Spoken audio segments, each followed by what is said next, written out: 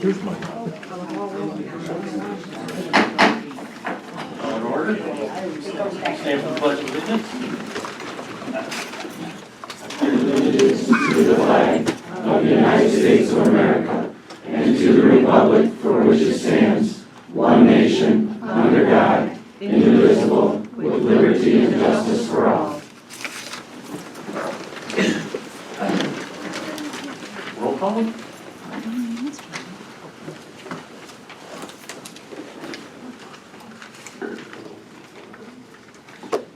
Alsop. Here. Cruikshank. Here. Heifel. Here. Sheila. Here. Musgrave. Here. Rankin. Here. Perkins. Here. On the consent agenda tonight, item number 4 is to be removed. Consent agenda, all items listed on the consent agenda are considered to be routine and non-controversial by the village council and will be approved by one motion. There will be no separate discussion. If discussion is desired, that item will be removed from the consent agenda and discussed separately immediately after the consent agenda approval in its normal sequence on the regular agenda. That's 3 times fast. Are we removing number 4 and discussing it later, or is it being removed? It's being removed, it has to go by. Okay, so it's not that. No. It's not that one. No. Okay. Make the motion that we approve the agenda as amended. Support. Roll call. Heifel. Yes. Sheila. Yes. Musgrave. Yes. Rankin. Yes. Alsop. Yes. Cruikshank. Yes. Perkins. Yes. Public comment time. Members of the public can address the council once recognized by the chair. Comments are limited to a maximum of 4 minutes. Council may extend this time by up to an additional 4 minutes by majority vote. Prior to addressing council, members of the public should state their name and address for the record.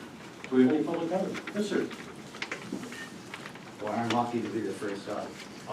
Yeah, my name's Rick Powers, 816 Holly Bush Court here in Holly. I just wanted to comment and let people know that we are continuing on with the beautification of Cyclone Park. It's kind of a good news, bad news. Good news is that we now have a nonprofit status, and that's good news. Bad news is we have to follow some very strict guidelines about raising funds. But we are moving forward. The dog park is out, but we're looking at some really interesting ideas for the ballpark area and other areas of the park itself. So we are very definitely moving forward. Hopefully by next year, we'll have something to show for it, and we'll have some really, exciting fundraisers like bingo, Millionaires Club, and these sorts of things. But as I said, the state of Michigan is very strict on this, and you have to follow these guidelines to the letter. So if anybody that's out there that has done this before and would like to step forward and help us out, we would be very appreciative. And one little side comment, about 2 weeks ago, there were some issues about cars parking too close to the memorial downtown. And I'd like to commend Bob Alsop. I came to Bob, explained it to him, and he took care of it. And thank you very much for taking care of it, Bob. Okay, that's it. Thank you. Thanks, Rick. Do we have any other public comment? Should we clarify that public comments should go under new business if they're related to the medical marijuana law, or do you want them to go into public comment? No, that's, if there's any public comment that we can, regarding the medical marijuana, let's save that for after the presentation. So is there any other public comment prior to the presentation? No. Old business, we have none. New business, we have a study session regarding the medical marijuana legislation, and we have a presentation by the Cannabis Council PLC. Yes. Hello. My name is Attorney Thomas Levine. I'm with the law firm Cannabis Council.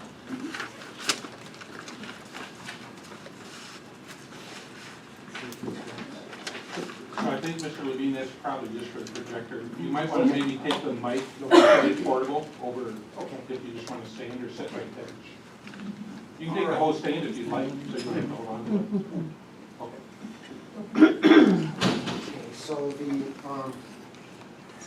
of course, the legislature has passed the Michigan Medical Marijuana Facilities Licensing Act. Now it's time for the ordinances to either adopt the new types of licenses and allow for the zoning for them, Sir. or not? Oh, Good. okay. There you go. Now we're live.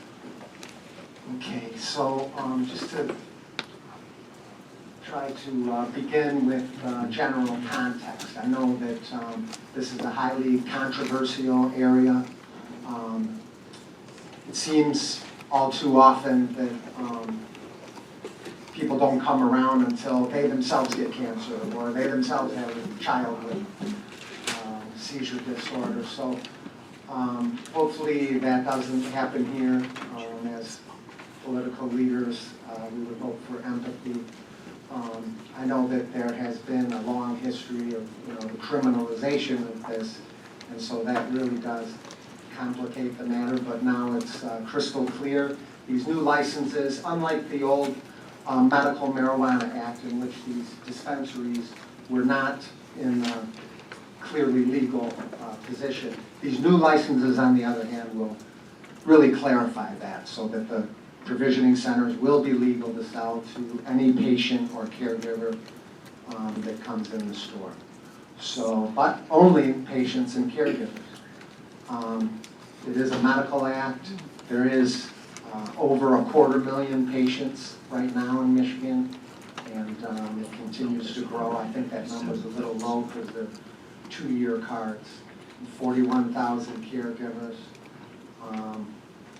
The patients don't always have the chance to meet a caregiver. A patient might have a condition and not know anybody who knows how to grow, for example, and that really points to the importance of allowing for these licenses so they can go to these provisioning centers like any other patient for safe access to their medicine. It is recognized by the medical literature and under our law to address all kinds of conditions, but of course they only get these cards if they have one of the legal conditions that is recognized by the state of Michigan.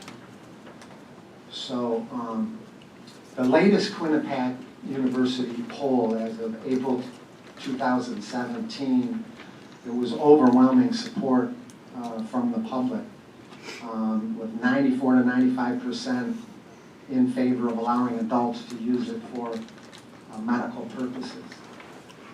And that's where we're at right now.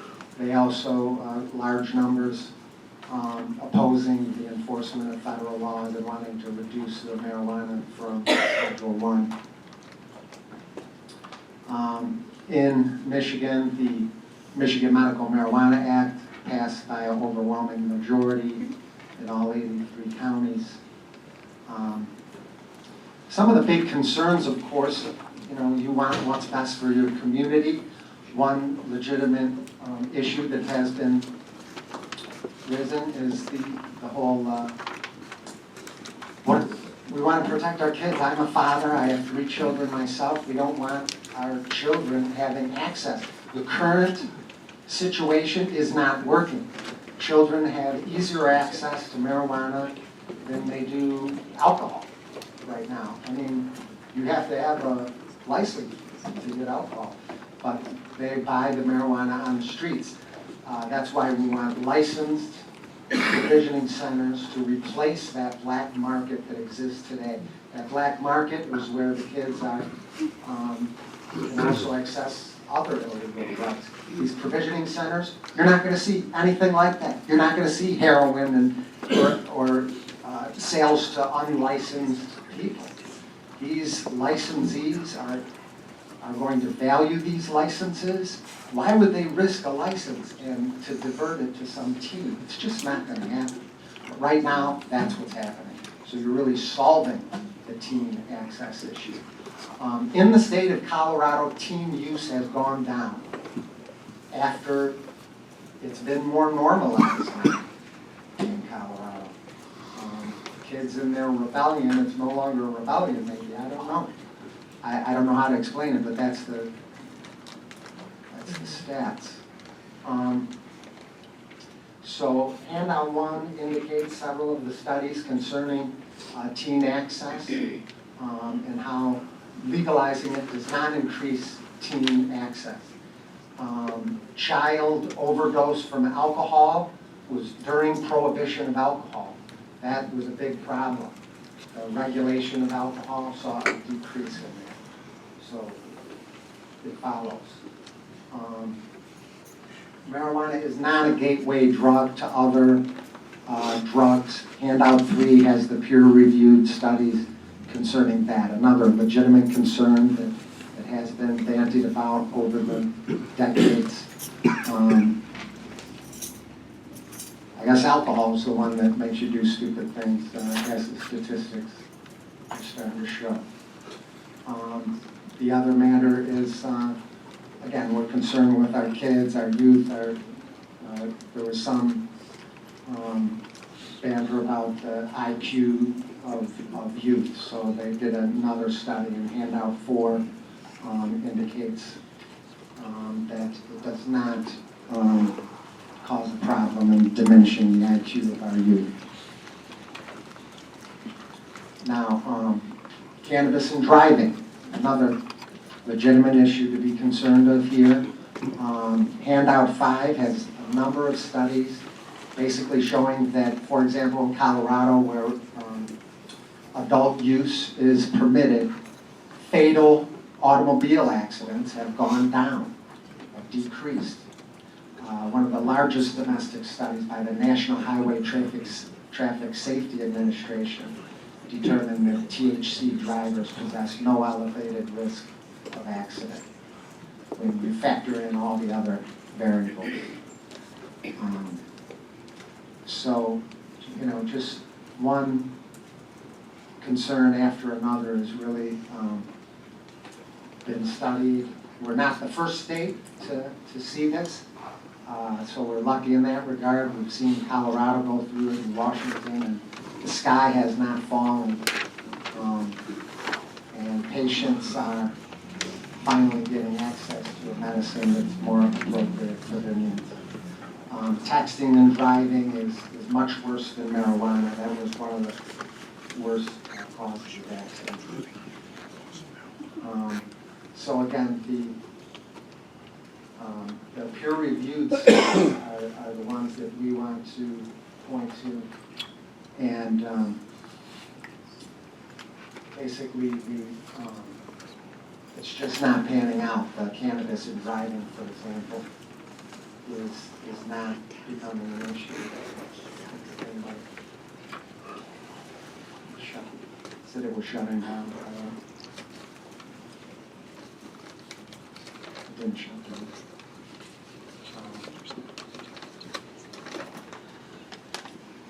So let's see. Might be a slight delay with the browser. Okay, so those are the main concerns, and each of these handouts list several studies basically debunking these concerns that had previously been raised as legitimate concerns, of course. But each and every one of them have basically pointed to the fact that marijuana is not at the root of that particular issue. And so it would make sense for you. The tax revenue is significant that the Village of Holly could gain in this instance. The number of licenses that you adopt, the more licenses you adopt, the more of the state revenue that you receive. And they don't have to be provisioning center licenses, although that's where the 3% tax would be imposed that is then shared amongst the state, and 25% of that kitty gets divided amongst only the cities that adopt the licenses, depending on the number of licenses that they adopt of any type. And so it could be some significant revenue for the Village of Holly. They could really help things out, and importantly, it helps with your patients to have that safe access to their medicine. Ron DeCicco is going to take the balance of my time. He's a businessman interested in opening up in this area, and Mr. Ron DeCito. Thank you.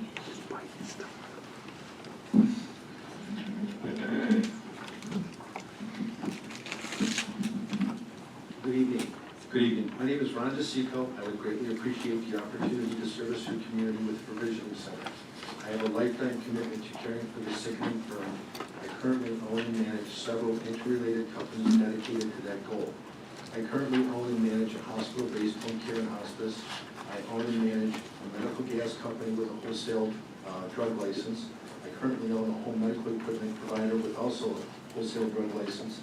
And I currently own and one of the partners in a national coding and consulting company, and hospice, where we service the largest hospital systems in the country. What we see is upwards of 50% of all patients in hospice receiving care from cannabis for pain relief or symptom management. As president and CEO of these interrelated companies, I can proudly say that we've had a long history of being excellent corporate citizens, receiving 2 letters from both the state and federal government, Michigan Department of Public Health, and Medicare for perfect state and federal surveys. Our most recent survey 3 weeks ago from Michigan Department of Public Health and Medicare resulted in no condition level citations. Additionally, the Michigan Department of Public Health and Medicare were so impressed with our staff, they attempted to hire several of them because of our grasp and knowledge of the rules and regulations. We currently have our business plan to include free meds for vets with PTSD, as well as forming our advisory board with already 2 MDs on staff. It is important to note that our target market are patients who, by Medicare definition, meet the standard of homebound. That is, they have a severe and taxing effort to leave the home. Denying them access to these meds means they would otherwise have to travel great distances to obtain their treatment or not obtain it at all. In short, when this law became available, I believe it was designed specifically for people in my type of business and industry. We are dedicated caregivers with a long history of compliance with the laws.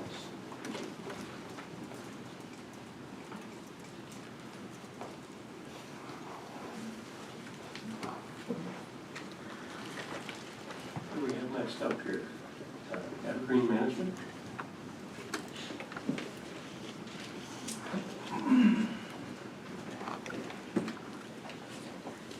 Good evening, council. Good evening. Thank you for giving us some time this evening. I'll introduce myself. My name is Justin Danaskis. I'm with a multi-client government affairs lobbying consulting organization, Danaskis Consulting Development. And we do lobbying consulting at the federal, state, and local level. And as we talk about the medical marijuana facilities licensing act, we were brought into this conversation at the beginning of the 15-16 legislative session when we were retained by the Evergreen Management Group. And we have George Binko here this evening, who's the president of that association. And it's a trade group of different business individuals that came together to look at creating policy and helping with the bills that have been introduced to create a closed regulated system for medical marijuana. And that's obviously why we're here tonight. And I'm also a planning commissioner in Orion Township. I chair their planning commission, been in the planning zone for about 10 years. That kind of relates to talk about opting in, which is really about planning and zoning play, maybe a 20% regulatory play depending on how you look at your ordinance. So to share that context with you, just share a little bit about myself, what we've done, and share a little bit more what we're doing in the space across the state. Because you folks aren't alone. There's numerous communities throughout this region, throughout the state, they're all going through this right now. And we're not here to debate, should medical marijuana be legal? The voters spoke resoundingly in 2008 on that. We're here to talk about the village of Holly, these facilities, how and where you should cite them, and how we move forward. And we're having these conversations all over. I was in Lapeer last night. Flint Township drafted a resolution, started drafting their opt-in ordinance. The city of Flint is working on their draft ordinance. I'll be in Dryden later this month. Almont's requested us come in next month. Davison's drafting their ordinance. I'll be in Lapeer again tomorrow night with their planning commission as they start drafting their opt-in ordinance. So I share that with you. You're not alone. You're going through this, and it's not as scary as you think. It's really a planning and zoning play. Where and how do these facilities fit within the framework of the village of Holly? But first, we should really take a step back before we dive right into Holly and how we even get here and why. We had the Medical Marijuana Act in 2008. How come there's never any policy back bills that, address the commercialization of this industry? Well, it's for the exact same reason you are here, is why we had a very conservative House, Senate, and Republican governor vote almost unanimously on this package of bills because of public health, safety, and welfare. Which is why all of you folks were elected, of course. it's for that reason why we're here and why we need to move forward and allow these facilities. You look at the health aspects. You know, there's a need for alternative medication for citizens in medicine that can be tested safely and securely, as we talk about the safety aspects. Bring it out of the closet, have it regulated, give you folks control, give the proper channels control from the state level to make sure the medicine, the process is done correctly and there's proper oversight. Welfare we talk about, economic opportunity for your residents, economic growth, the welfare for the jobs, but also the welfare of the folks seeking out that medicine. So that's why we actually got, not getting into all the political science and how we got here, but, you know, it took some time, but it's for the exact reason you're here. There's been a commercialization of the medical marijuana market ever since the 2008 Act, with various local ordinances, rules, and regulations that have kind of snowballed. So it's always been out there, let's not kid ourselves. But now we have an opportunity to actually control it, get some revenue from it, provide more opportunities for your residents, and impose the unregulated market. Now we're coming into a new era, just like any other business that's housed within our Department of Licensure and Regulatory Affairs. There's over 200 of them. It's another regulated industry, another regulated opportunity in a growth market that you folks should really be looking at. And so that's why when we're looking at this, we really shouldn't ask yourselves, should we opt in or not? I challenge you should only be looking at this from a management perspective. Why don't we opt in? Why shouldn't we be negotiating from a point of why not opt in? Because you see, by opting in, you have all the benefits. You get to actually control where and how these facilities, where they go. As opposed to under the MMA model where caregivers essentially have constitutional right to control their homes. No one's pressed the envelope or test in the courts if it's an inherent right to do it in commercial property as well. With this, you have control. Of course, there's some economic incentives as well. There's a 3% excess tax that is placed on the medicine. And just so everyone's clear, that 3% is based on the gross retail receipts of the provision centers. And I know you folks had the overview, kind of what the facilities, different things are. We can answer more questions if you have details on how these things actually operate. But essentially, the provision center is your pharmacy, your endpoint of distribution to your consumers, to the patients. And so that 3% excess tax goes into an overall pool. And I shared some handouts, and just to give you some broad strokes of what that means, it comes down to basically for the local municipality level, what it means for that 3% excess tax revenue. You folks are going to share in 25% of the overall pool on a prorated share based on the number of facilities you allow. So very simply, each facility you allow is another check, if you will, in the overall scoring. So the more facilities, the more revenue you're going to receive. Now, what does that mean? How much? What is it going to be? Well, we're basing it on assumptions, right? The licenses are out there. We don't know how many. We don't know how many markets are going to opt in. So it is a little speculative. But, you know, we use numbers in as much as we can that are, you know, based on facts. So we use Senate fiscal analysis, and that's what we'll base these assumptions on. So if you look at their estimated sales tax revenue, it's $837 million. So 25% of that is a $24 million pool roughly that would be shared amongst the locals. And you can do the math from there based on how many facilities there might be, licenses overall, and what that would equivalent to. So if there's, you know, 100 licenses, you can do the math, you know, that equals, you know, $200,000. If there's 300 licenses, that's $20,000 per license on an annual basis that you folks would get. If we look at other markets, there's a couple hundred licenses in medical as it starts to mature. So that's what we're anticipating, hundreds of licenses over the next couple of years as it starts to roll out. And that's what you're sharing the revenue. And also these figures, in my opinion, you look at Arizona and other pure medical markets, and these numbers are light in regards to, based on our patient count, what we think the actual sales revenue is going to be. So I think that's a very conservative number. Other economic drivers, if you will, you can charge up to $5,000 annually to help defray any of your costs associated with these license types. And some of those things I mentioned as well, we were talking to over 200 throughout the state of Michigan. Pretty much all of them can justify the $5,000 locally for that revenue. So it's $5,000 per license on top of any, you know, typical fees, inspections, pre-meeting application charges that you might have. So $5,000 annual in addition to it. But that's some good revenue, that's wonderful, but we also have to look at the bigger picture and also what each of these facilities bring to the municipality. As you look at the different you know, facility types of provisioning center, on average a provisioning center would spend anywhere from $75 up to $250 per foot just to build out the space. That's just to build it out. The competition is fierce, the new era, you might have seen these current dispensaries, take that vision out of your head. You need to look at regulated markets and what it takes to progress in a regulated market. These aren't, fly-by-nights. These are folks with real business plans, real means, and they're gonna need all these to get a license. If you look at the industrial grows, on average for an industrial operation for cultivation, it's $72 per square foot just for their FF&E, again, their build-up, fixtures, furnishing, and equipment. That's just on the interior build-up, personal property. That's not including the cost of buying the building, the retrofit, a build-to-suit, and all the other property tax and so forth that comes through it. And then the jobs and the people they employ.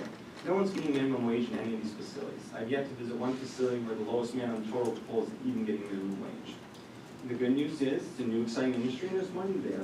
And you go and talk to other states where they have regulated sites, they say these users are the best tenants in town. And all 5 license types, either a provisioning center, a grower, a processor, tester, transporter, for a number of reasons. First off, it takes money and plans, and you have to be vetted heavily by the board to even get it. So you have to have a solid plan and means to do it, so they have the means to put in the right amount of landscaping to upkeep that, to make sure their site is, appropriate. And they also know the regulators, the eyes are on them, the community, everyone is looking at them. So you don't find a stitch of gum on the floor in these facilities or outside. And even in our unregulated, untested market here in Michigan, we've already had the social experiment. You look at Detroit, Traverse City even, it's not just urban populations, Flint, you go online, Grayling, they have local ordinances that allow dispensaries in different facilities. The crime rate goes down in these areas. The tenants are rehabbing the areas around them, because before there was no coming into the areas. They're economic drivers, the nail salons want to locate by these. Big boxes are going away. These are the new traffic drivers, retailers like this that drive the people. Other folks want to locate next to them. The jobs again, some of these license types require advanced degrees.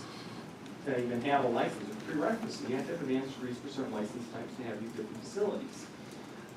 And to get vetted, everyone has to be vetted by the board. And what does that mean? A security plan, a waste disposal plan, the means to fund this business operation, the know-how to do this business operation, your water disposal plan, on down the line. It's a very heavily regulated industry.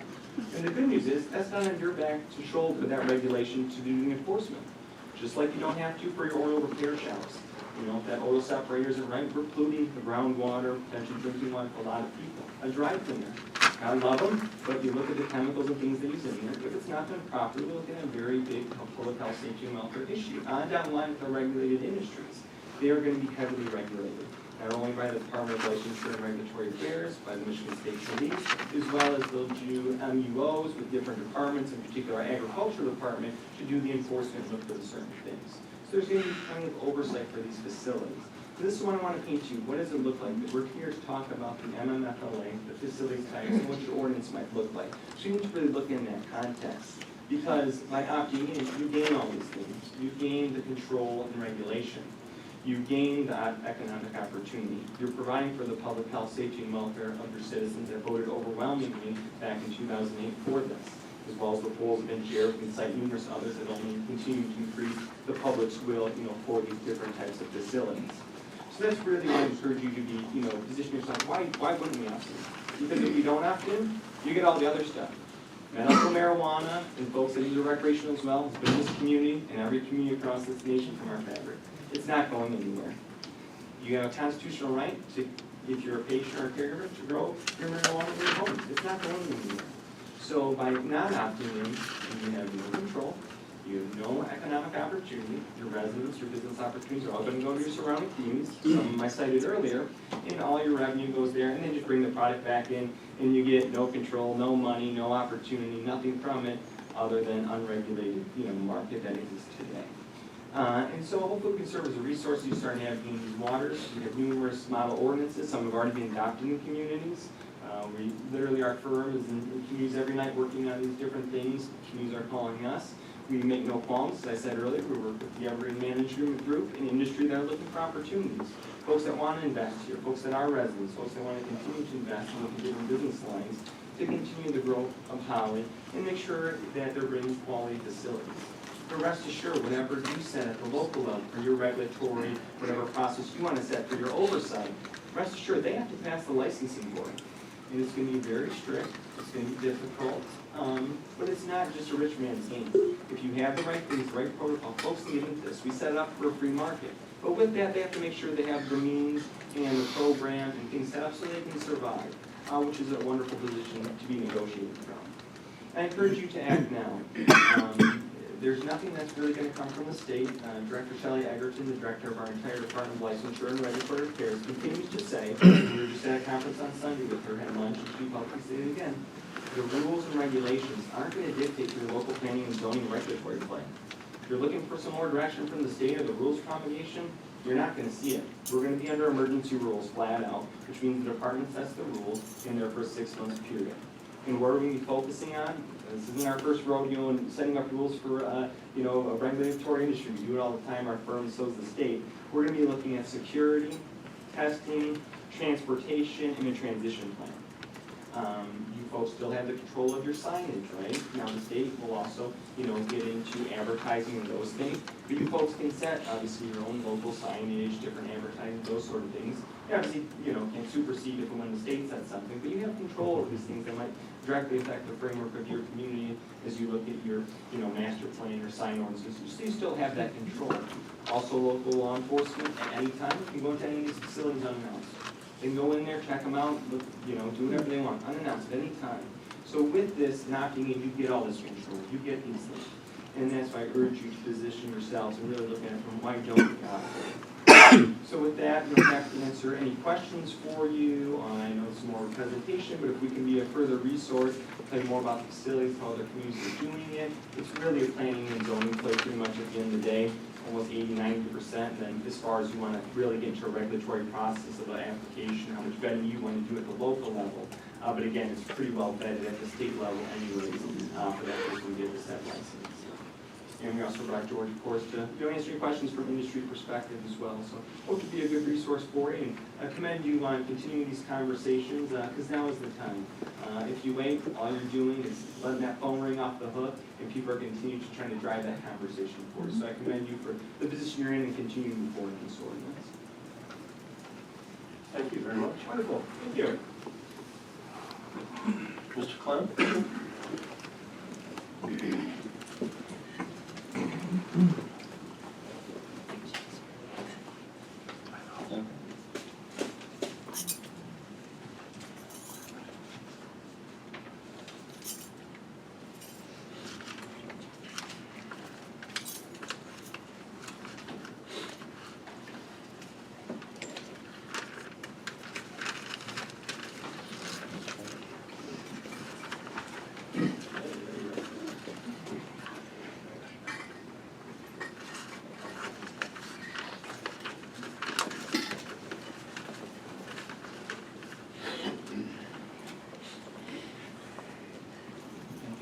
Having me come and speak once again.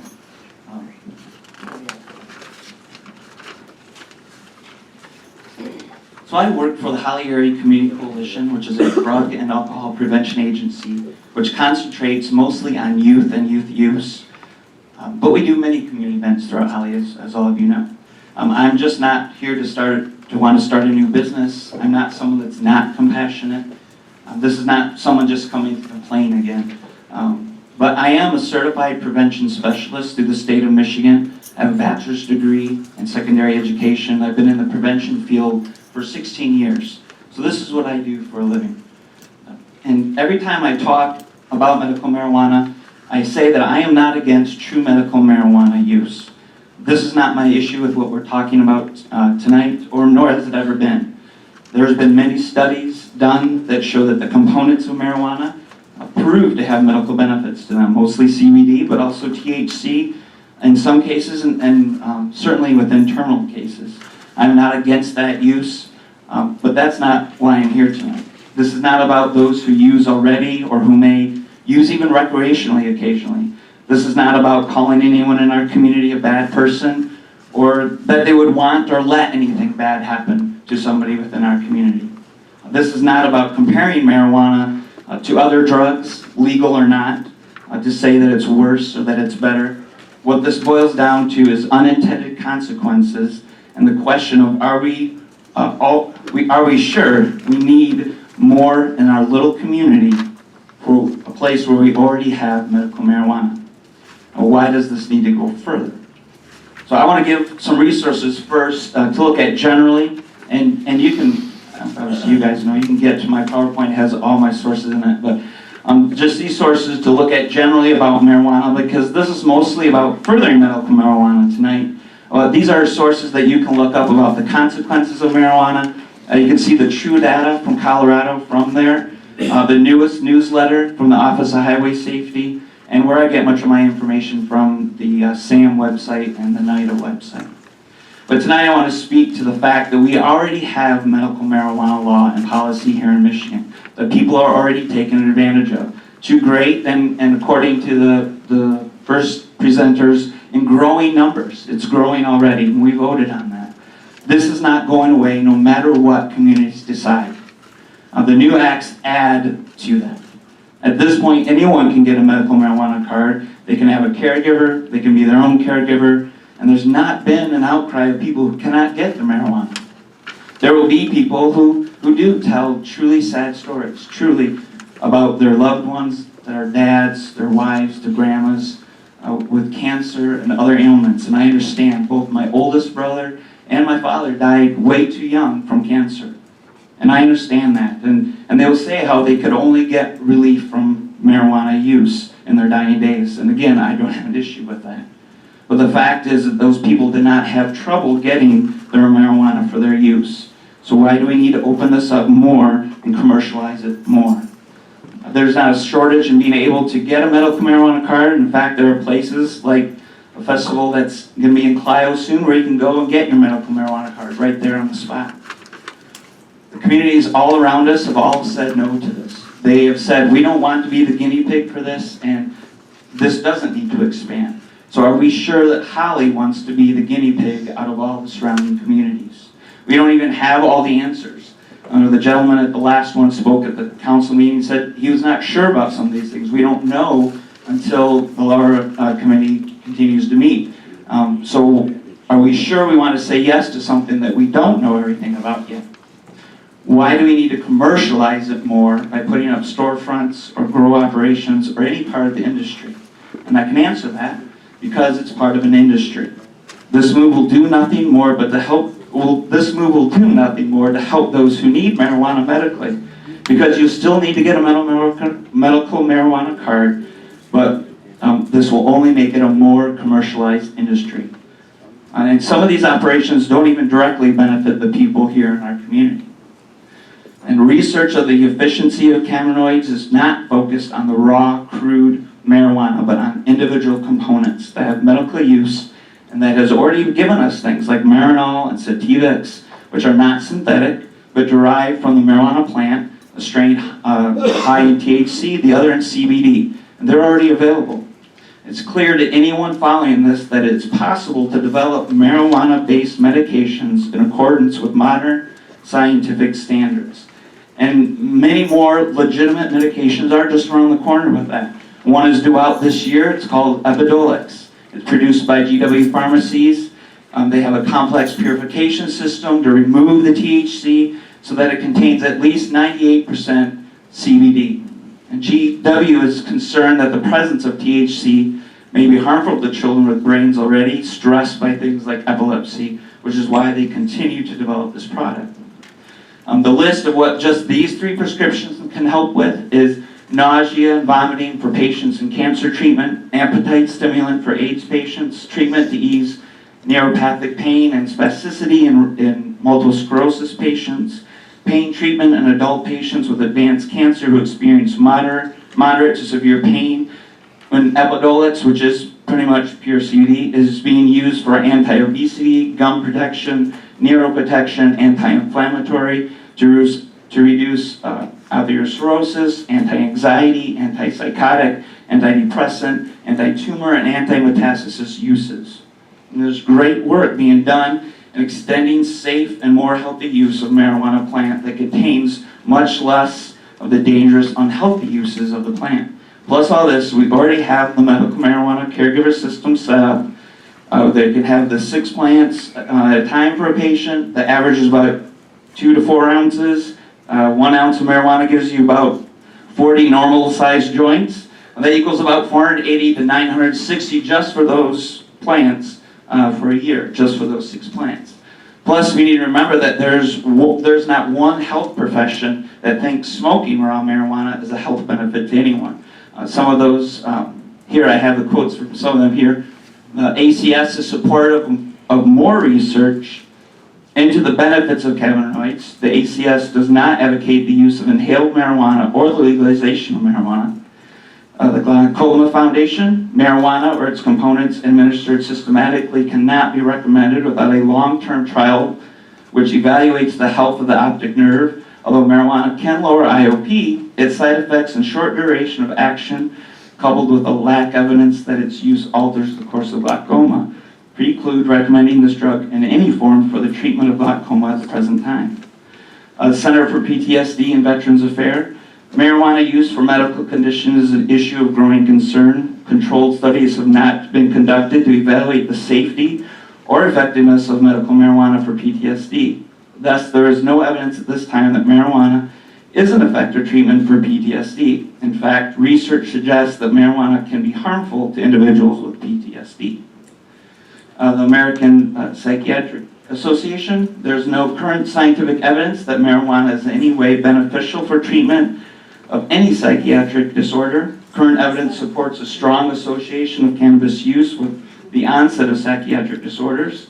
Further research on the use of cannabis-derived substances as medicine should be encouraged and facilitated by the federal government.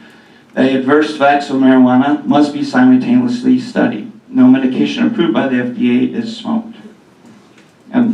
These are some of the other organizations that say pretty much the same thing, that they want more research done in a safe way for the benefit of marijuana to be dispensed, and that these acts do not do that. So are we sure we need to add more so that this is in the public more visible to the community, and normalizing it especially to our youth? Anyone that needs to get their medical marijuana can do it now in really non-threatening, non-guilty manner, or go about it in a traditional way through a pharmacy. These new acts are just a step in commercializing marijuana, which was actually said in the other speaker. So you may be thinking, well, so what? What's so bad about marijuana? Someone recently said, went as far as say that we're finding out the marijuana is not as bad as it used to be, that it's a government conspiracy that they're saying this.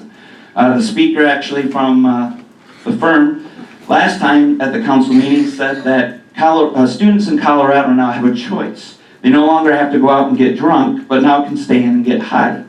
Which one, shows me how concerned they are with the youth use, as most college students, are not really old enough to even drink or smoke marijuana. And two, their thought that students will just stay in to get high.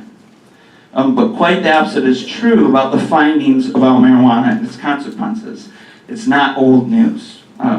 And that's what I'm going to talk about next, the unintended consequences of more prevalent marijuana. And I want to start with this graph here because this is the recent history of marijuana and its potency that many people don't know about. In the last few decades, the potency of THC has grown 10 to 20 times, while the CBD has stayed the same and even lowered. This has changed dramatically even since when I was in high school. And so why is that such a big deal? Because the CBD in marijuana is what counteracts the negative effects of the THC in marijuana. So while the THC content has been rising higher and higher, hence creating a greater high, the counteracting ingredient CBD has pretty much stayed the same, in some cases lowered. Hence making it a more potent drug that lasts longer, has greater negative effects on our body, our mind, and the actions of the people using it, and causing greater chance of dependency. This is not the marijuana of yesteryear. The great concern that we have is with youth use. The more that is out in public, the more it will be seen as acceptable and not harmful. This graph is what we call the perception of harm. This shows that what you think is harmful, they are less likely to use to you. So that's kind of common sense. Through the years, they found obviously that the lower perception of harm, the higher the use for any drug. And we see that trend here in this graph with marijuana. We have seen the same thing happen here in Michigan since the passage of medical marijuana in 2008 with our state data. And we survey students every 2 years here in Holly And while it's not any different than anywhere else in the county or the state, we see that same trend, a perception of risk falling dramatically. And what we're concerned about is the trend then that use is going to continue to rise. So despite what others say, the top states with the highest youth use are those that have legalized marijuana and those who have medical marijuana, despite the national average going down. They have either stayed the same or in some cases risen. And with Michigan being, I think, about top 14. So there's no way to look around that. How that happens, they see it as just medicine. They see it in their neighborhood more. They see it advertised or used more. And the perception, they think maybe all doctors think it's okay, which in reality is not true. So as young people see it as less harmful, the use then starts to grow higher. Problems start with youth use start to come. There are numerous studies that have been done that show that there is a connection to medical marijuana visibility and youth use, including not old, but June 2017 released study from Dartmouth that says students living in a state with medical marijuana in dispensaries are more likely to find new methods of marijuana and they also say we need to look out for our youth because they're vulnerable to the adverse effects of marijuana and risk developing cannabis disorder. And there's one from Columbia University in April 2017 that shows that illicit cannabis use and cannabis use disorders increased at greater rates in states that passed medical marijuana laws. And this is a strong possibility here in our community if we open up these facilities more in our small community. Again, this is not against medical marijuana, but the commercializing of marijuana. People will say, well, we have alcohol, we have tobacco, we have prescription drugs that are legal, and students choose or choose not to use those. There are things that kill more, like texting and driving. But what's the difference with marijuana? My answer for that first is, really? So we have young people abusing all these things, doing these things, with alcohol still being the #1 abused drug among young people, and we think, well then, why not add another to the mix? Alcohol is the #1 abused drug among young people for reasons that I've listed above. It's the most available, it's the most seen. It's in refrigerators and cupboards to take, in stores, and fake IDs. Someone a little bit older than you to get it for you. You see it as acceptable at every occasion. They see it as a rite of passage, so they see it advertised to attract them. It's because it's visible, and that's why. Another example of that is the influx we've seen with prescription drugs and heroin addictions. There's a direct correlation with what turned into the business of prescription drugs, complete with advertisements on TV that urge people to suggest to their doctor what they need and what they should have. And this started even with tobacco and tobacco companies in the 30s and 40s who wanted to get their brand out more so that they used the doctors to advertise how great their cigarettes were compared to others and how it could help them. And while now this has come full circle, we've seen also starting to pop in other states on buses and subways with marijuana. And we can see a correlation. Are we ready? Are we sure that we are ready for the next big tobacco and big marijuana? Again, the more a substance is pushed out, the more that use will rise among everyone, and the more it will trickle to our youth. Are we sure that we want this for our community? Tobacco use is at an all-time low now, especially among youth, but that took 100 years for us to get to that point. It has taken over 50 years since the Surgeon General put on cigarette packs that they're bad for our health for us to get here. And we know how many people have died, had less healthier lives, and how many children have become addicted in those 50 years. Are we sure we want to try that again with another substance? When a substance is not easily acceptable and it's not a part of the mainstream society, or in other words, commercialized, we can make an impact in our community and our youth. We need to think about the unintended consequences. Marijuana does have side effects. Science has proven that. It's a greater impact on youth and their brains and their actions because our brains don't stop developing until we're 21 or 25. Any foreign substance that is added into that developmental process slows, damages, or stops that development. And while it's most damaging to youth and the youth brain, it can have an impact on any brain, according to, again, many 2017 studies that you can find at the NIDA site or through my PowerPoint. So what are some of those problems? Specifically, parts of the brain responsible for memory, learning, attention, reaction time, that they have found that last days after abstinence from it. that have been shown to last, that have lasting effects on it, and even permanent damage to young minds well into adulthood. It's significantly linked with mental illness, especially schizophrenia, psychosis, but also depression and anxiety, especially those that are already predisposed. There's also a greater risk for heart disease, strokes, diabetes. It contains 50 to 70% more carcinogenic hydrocarbons than tobacco smoke, which can be irritant to our lungs, resulting in greater prevalence of lung infections like pneumonia, bronchitis, coughs, and phlegm overproduction. There are also studies, again from 2017, that show a lowering of IQ with heavy adolescent raw marijuana users that last well into adulthood. They found links with dropping out of school, subsequent unemployment, lower self-reported quality of life than non-marijuana abusing people. Another concern is a major study published from Columbia University found that residents of states with medical marijuana had marijuana abuse and dependency rates almost twice as high as states without such laws. That is because long-term marijuana use can be addictive. It's estimated about 9% of people who use marijuana will become dependent on it. That number goes up to 1 in 6 about with those who start younger, and 25 to 50% among daily users. Many people who use their drug long-term and then stop have symptoms that are similar to those of nicotine withdrawal. According to a national survey, marijuana is 67% of treatment admissions for substance abuse in adolescents. Epidemiology studies